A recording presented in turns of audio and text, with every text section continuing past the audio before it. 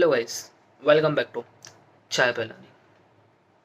ખબર તો પડી ગઈ હશે ને, 2024નું બજેટ આવી ગયું. 24નું બજેટ તો આવી ગયું, બજેટમાં આવ્યું શું છે ડાઉટ છે ને, એટલા માટે જ અમે આવી ગયા છે. તમને ખબર છે અત્યારે બધાના WhatsApp group, Instagram, Facebook, Twitter એના પર શું ચાલે છે? અલા માર્કેટ ક્રેશ કરી ગયું. ગુજરાતીની સૌથી મોટી વસ્તુ એટલે સ્ટોક માર્કેટ. એ ક્રેશ થાય એટલે ગુજરાતીની ઘરમાં વાત થાય. ગુજરાતીના ઘરમાં માર્કેટની વાત જો ના થાય તો કોઈના ઘરમાં ના થાય. માર્કેટની તો વાત છે, બટ આપણે સૌથી લાસ્ટ જોઈશું કે ગવર્મેન્ટે એમાં શું કર્યું છે.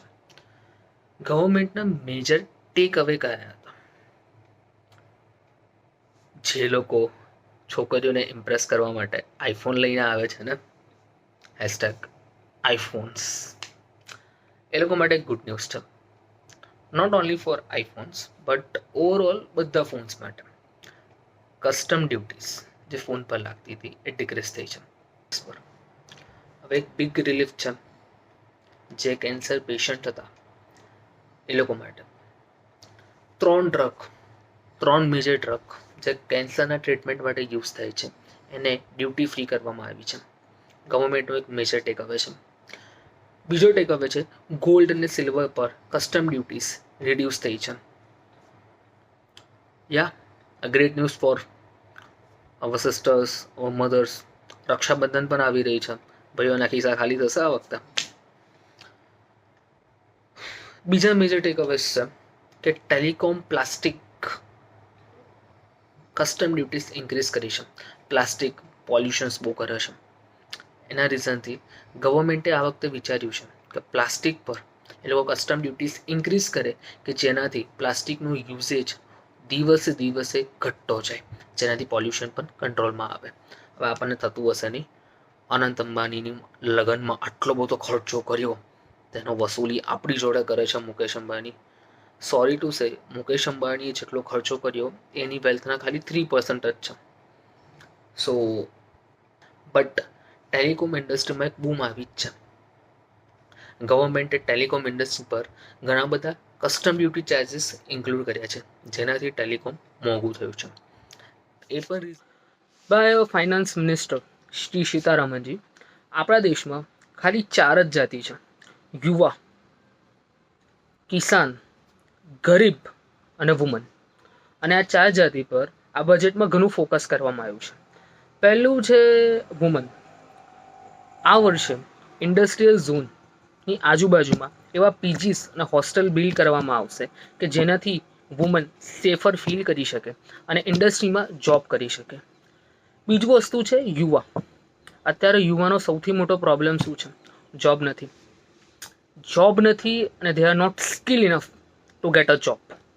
સ્કિલ ઓછી છે, એના માટે ગવર્મેન્ટે ઇન્ડિયાની ટોપ મોસ્ટ 500 કંપનીમાં ઇન્ટર્નશીપ 1 કરોડ છોકરાઓને મળી શકે એવા માટેના બજેટમાં લોસ પાસ કર્યા છે. બજેટમાં ઘણી બધી વસ્તુઓ પાસ એવી કરી છે કે જેનાથી સ્ટુડન્ટ્સને ફાયદા થાય. એમાંનો એક ફાયદો છે ગવર્મેન્ટે 10 લાખ સુધીની લોન, ડોમેસ્ટિક લોન ભણવા માટે જોઈતી હોય તો ગવર્મેન્ટ ઇઝીલી અપ્રુવલ કરી શકે. થતું હશે ને કે આમાં આપણે શેર માર્કેટની તો વાત જ ના કરી, તો મેઇન ટોપિક જે બધાના ઇન્સ્ટાગ્રામ, મોબાઈલ, ફેસબુક પર ચાલતા હતા, એ બધા એના પર કંઈક ના કંઈક અલગ અલગ પોતાના મંતવ્ય છે. મારું પણ મંતવ્ય સાંભળી લો. સો મેઇન શેર માર્કેટ કેમ પડ્યું તમને ખબર છે? Capital gain tax. તે short term capital gain tax હતો જેના પર 15% પેલા ટેક્સ હતો, એના 20% કરવામાં આવ્યા છે. અને જે long term capital gain tax હતો એના 10%ના 12.5% કરવામાં આવ્યા છે. એ પણ એક રીઝન છે કે શેર માર્કેટ પડ્યું.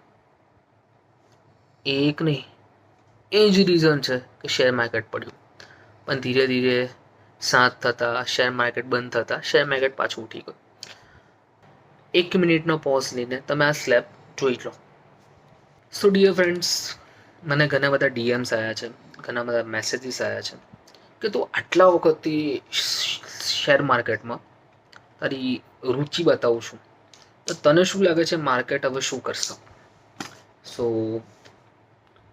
હું કંઈ પ્રોફેશનલ ટ્રેડર નથી હું પ્રોફેશનલ ઇન્વેસ્ટર, બટ ઘણા ટાઈમથી હું ઇન્વેસ્ટમેન્ટ કરું છું.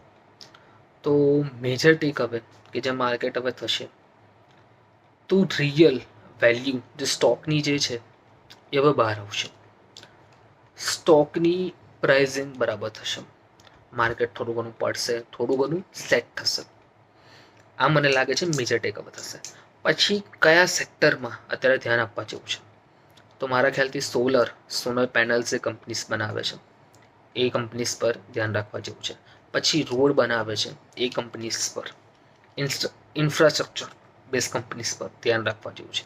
અને મેઇન આપણું રેલવે, કારણ કે રેલવેને પણ એક ઘણો મોટો બેનિફિટ છે કે જે સ્ટોક્સ કદાચ ફરીથી આવી શકે છે એના ટોપ હાઈઝમાં. સો આ ખાલી એક મારું ઓપિનિયન છે, આ તમે ફોલો કરો ના કરો એ જસ્ટ તમારા પર છે.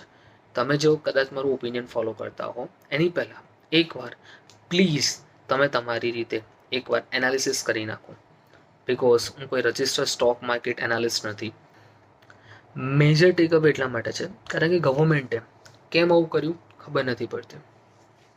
બધા શોખ છે, જેટલા પણ શેર માર્કેટને ચાહક છે એ બધા શોખ છે, કારણ કે છેલ્લા 4 વર્ષથી ઇન્ડિયન સ્ટોક માર્કેટમાં ફોરેન ઇન્વેસ્ટર ઘટે છે અને રિટેલ ઇન્વેસ્ટર વધે છે. Retail investor like person like you and me, આપણે જ છે કે જે ઇન્વેસ્ટ કરી રહ્યા છે. તો ગવર્મેન્ટ રિટેલ ઇન્વેસ્ટર સુધી કેમ આટલો બધો ટેક્સ લેવા માંગે છે? આ મેજર એક ટેક અવે હતા.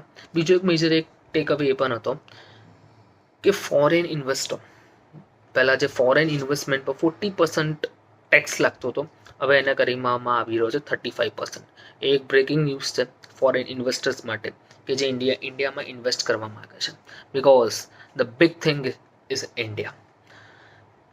સો આ હતું આપણું બજેટનું એનાલિસિસ, અને બજેટ શું હતું અને સારું કહેવાય ખરાબ કહેવાય એ તમે ડિસાઈડ કરો. બટ ભૂલશો નહીં કે તમને જે પણ ક્વેશ્ચન છે કે તમને કંઈ પણ ના ખબર પડી હોય તો તમે અમારા ઇન્સ્ટાગ્રામ હેન્ડલ ચાય પર લર્નિંગ પર DM કરી શકો છો. તમે અમારા યુટ્યુબ ચેનલ પર કોમેન્ટ કરી શકો છો.